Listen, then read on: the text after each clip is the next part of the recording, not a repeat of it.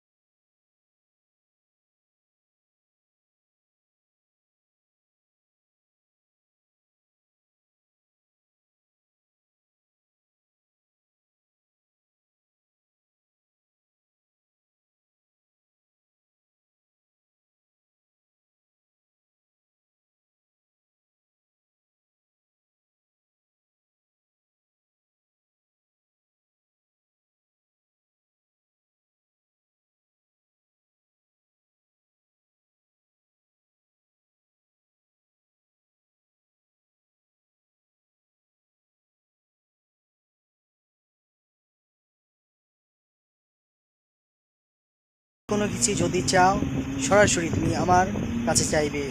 আমি কখনো তোমাকে না করব না। আমি অসীম দয়ালু এবং অসীম শক্তিশালী মহান আল্লাহ তাআলা। তাই আমরা কোনো কিছু চাইবো সরাসরি আল্লাহর কাছে চাইতে হবে। কোনো বান্দা বা কোনো মানুষের কাছে মাথা নত করা যাবে না।